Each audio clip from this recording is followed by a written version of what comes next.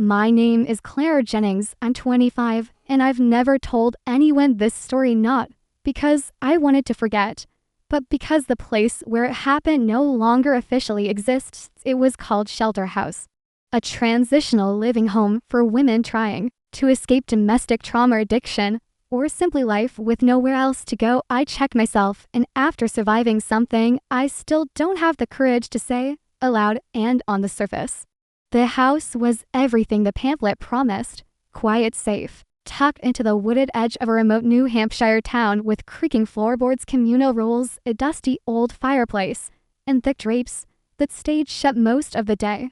But from the first hour I arrived, I noticed something off, not in the staff or the other residents who were polite but distant, but in the structure itself, especially the hallway on the second floor that ended in a wooden door with 5 bolts rusted shut.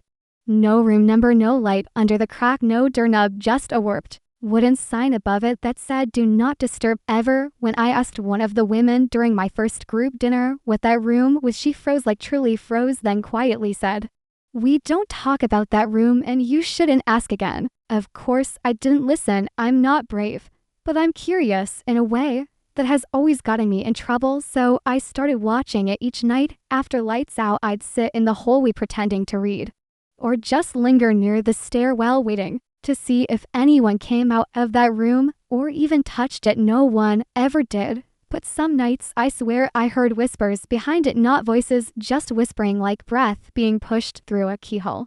I told myself I was tired, that the trauma made me paranoid, that this place was just old. But things kept escalating in ways I couldn't explain. My sheets were pulled halfway off my bed some mornings. One night my journal was open to a page I hadn't written, with a single sentence that said, "You dream too loudly." I started sleepwalking. Once I woke up in the hallway, crouched beside the locked room, one hand on the bolts. I couldn't remember how I got there. Eventually I brought it up to the house supervisor, Miss Halvorsen, a cold but measured woman in her 60s, with the kind of eyes that look like they'd stopped being surprised by anything decades ago. When I mentioned the door, she didn't flinch. She simply said, "Shelter House has rules, follow them. Curiosity is the reason so many of us end up here, Claire." Then she handed me new sleeping meds and told me to stay on schedule. That night I couldn't sleep, not because of the whispering, which didn't come, but because the hallway was too silent, like sound itself had been sucked into that locked room. The silence felt heavier, the noisemakers popped like I was underwater. And then at 3:03 a.m. I heard a single clear knock from behind the door.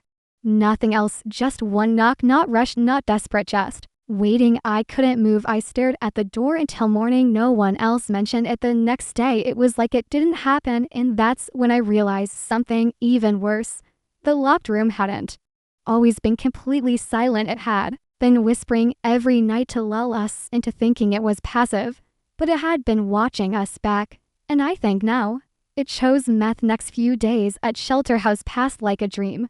With jagged edges, meals I barely remembered, eating faces I stopped recognizing, even though they said good morning to me every day. Group therapy sessions where the other women's voices became distant water sounds in my ears, and through it all that door at the end of the hallway remained shut, but never silent again, not like before.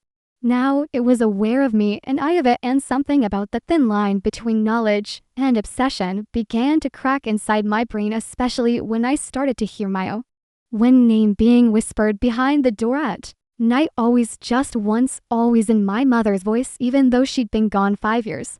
I'd wake up breathless, sitting up in bed at exactly 3:03 a.m. with my ears ringing and my feet tingling as if I'd been standing, but my body never moved, not even the blankets around me. One morning, I woke up with the word "hello" written in the condensation on my window. My window was facing a wall, and no one else was allowed in our rooms overnight. I tried to tell the others, tried to see if anyone else had noticed strange things since I arrived, but everyone had their heads down, their eyes haunted or resigned, like they were too far gone, or maybe just terrified to admit they heard it. To one girl named Bryn, the youngest in the house, barely 21 and always sketching in a little notebook, finally broke and told me she'd once heard the same knock just once, and that after she ignored it, She began dreaming of a child crying inside the walls, calling out for her, asking to be let out.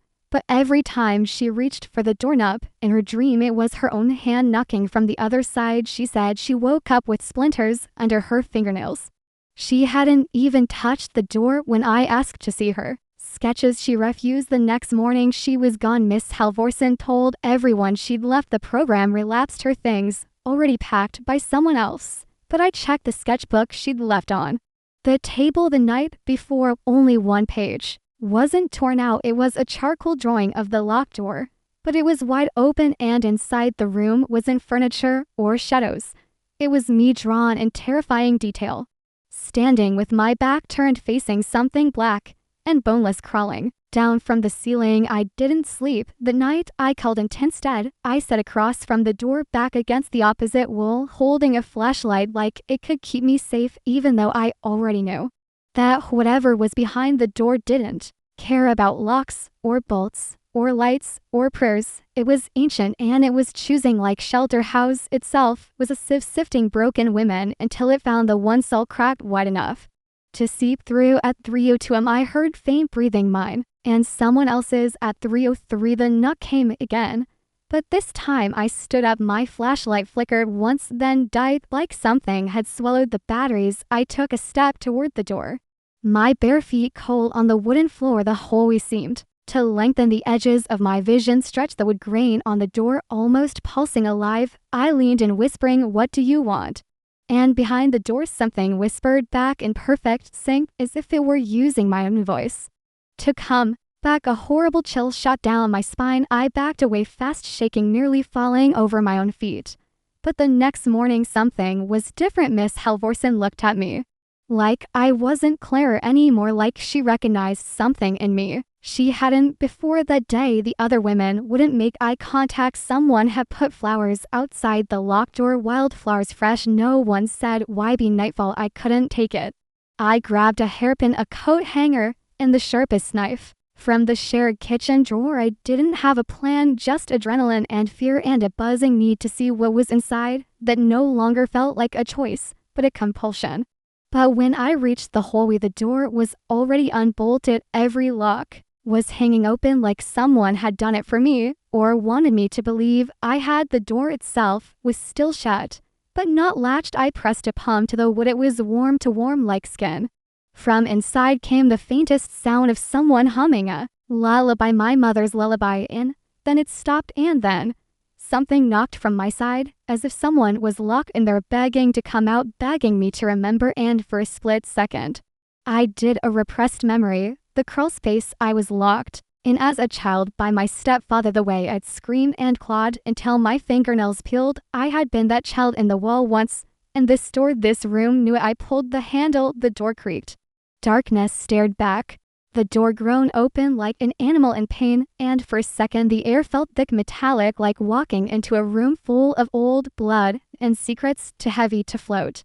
And the temperature dropped so fast I could see my breath fog in the doorway, but I stepped inside anyway, slowly, because after weeks of whispering, knocking, messages, and drawings of myself in places I'd never stood, I had to see it with my own eyes. I had to know if it was real, or if Shelter House had finally broken me completely. And the moment I crossed the threshold, the room closed behind me without a sound. No slam, no draft, just complete darkness wrapping itself around me like a second skin.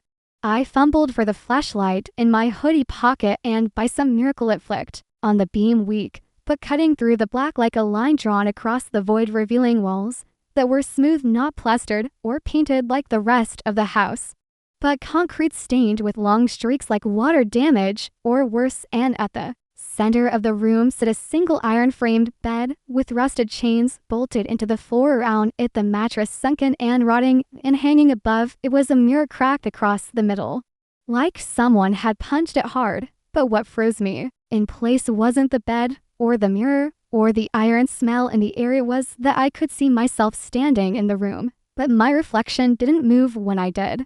Instead, it stood completely still, blinking, just slowly, smiling slightly, and then, without lifting its hand, it waved at me. I gasped and turned away, heart pounding, flashlight trembling in my grip. But behind me the air shifted, and I realized the room wasn't empty anymore. I turned slowly and the corner curled like a shadow trying to remember how to become human was a figure, female, barefoot, hair tangled and wet, wearing a white hospital gown too long for her frame, her arms wrapped around her legs.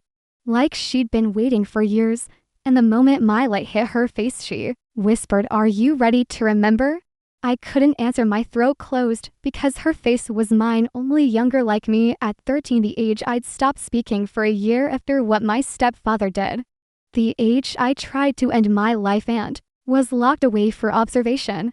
But she wasn't dead, she'd been locked in here all this time, metaphorically or spiritually or some nightmare in between, and she stood up slowly, like every movement and said, "I've been screaming so long you were supposed to hear me." I backed up into the wall, trying to deny it, but the room shifted again, and now there were multiple mirrors on every side of the wall, each one reflecting different versions of me, angry, afraid, bleeding, smiling, hollow, I all watching the younger me step closer, reached out her hand, and when I touched it, pain exploded through my skull. Suddenly, I was inside the memory, reliving every second of that night. In the crawl space, the wood scratching my back, the silence after he locked the door, the shadows moving that weren't mine, and the truth I'd buried like a grave. I didn't just scream that night, I'd whispered back, something had whispered through me. When I came to, I was kneeling on the floor of the room, tears streaking down my cheeks, and in the reflection, all the mirrors were shattered save one, the one in front of the bed, and it showed me sitting in the locked room smiling. But I wasn't smiling, that version of me was Anne. Her eyes were pitch black. I ran for the door, it wouldn't open. I pounded, I screamed, and just when I was sure I'd suffocate from fear, the door creaked, and Miss Halvorsen was there staring at me. Like she already knew what I'd seen, what I'd remembered. She said nothing, just stepped back to let me out. When I turned to look back into the room, it was empty. No bed, no chains, no mirrors, no younger me, just a dusty locked utility closet with broken towels. "There's no locked room, Clara," she said calmly. "Never has been. That's the room everyone swears they've seen, but no one else ever does. Now go get some rest." Back in my bed that night, I didn't sleep because the mirror across the room racked down the center, and I could see myself smiling again. But I wasn't. He spent the next 24 hours in a kind of waking fever where nothing felt real anymore, not the other women's half-hearted greetings, not the recycled smell of the common room, not even the food that tasted more like ash than soup. And I kept asking myself whether I had actually entered the room or whether my mind, fractured by years of trauma and isolation, had simply created it as a way to process the buried horrors of my childhood. But that theory shattered the next time I passed the end of the hallway and saw it again. The door was gone, but the walls still pulsed steadily, like something was breathing behind it. Something too large to be contained anymore, and every mirror I passed reflected a version of me I didn't recognize, not because it looked different, but because it didn't blink when I did. Sometimes it moved its lips silently as if it were rehearsing lines. And once, as I passed the mirror in the stairwell, my reflection turned round and walked away, leaving me behind. That night, I tried to leave Shelter House. I packed what I could and told Miss Halvorsen I was ready to go, that I'd found a friend to stay with. Even though I had no one waiting for me, she looked at me for a long time, too long, and finally said, "If the room chose you, it won't matter where you go, you're part of it now." I ran anyway, walked 6 miles to the nearest town, booked a motel under a fake name, locked every door, every window, no mirrors, no reflections, just silence. But silence and safety, silence is just the room catching up. And that night at exactly 3:03 a.m. the hum returned. It came from behind the headboard, and then a knock. A single slow knock from inside the motel. While I froze, no closet, no pipes, no explanation, I stood and faced the wallpaper, trembling, and whispered, "You don't exist." From behind the wall, my own voice whispered back, "But you do, and now, so do I." The walls split, no sound, no impact. Just peel open like a grin, and the inside was not hollow space, or wood, or plaster, but a corridor dimly lit, lined with mirrors on either side, and at the end of the corridor stood me. But older, bruised, hair tangled, eyes sunken and empty, like a version of me that had been trapped for decades. I turned to run, but the motel door wouldn't budge, not even under my full body weight, and When I looked back, the corridor had moved closer now, just steps away, and the figure at the end began to crawl, body twitching, limbs jerking out of sync, mouth open as if she were gasping for air she no longer needed. I screamed, punched the wall, kicked the door, and then, just like that, the lights blew out.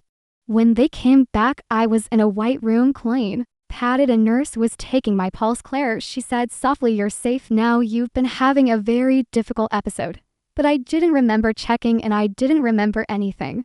After the corridor, I stared at the nurse's ID. Brain, her name tag said Brenda, and when I caught my reflection in the wall-mounted mirror, it blinked. After I did just a half-second, Latif. Nurses say I scream in my sleep, that I say names no one knows, that sometimes late at night I knock once on the padded wall beside my bed like I'm waiting for someone to knock back. They say the mirror in my room cracked last week, but I never touched it, and sometimes, when I stare into it long enough, I see her again, the younger me, standing silently in a room that no longer exists, smiling like she got what she wanted all along. This story is written and edited by Dark Life Side Diaries. Yes, thank you for joining this terrifying descent into Shelter House. What would you have done at 3:03 a.m. if this story haunted you even a little? Like, share, and subscribe. Your reflection may already have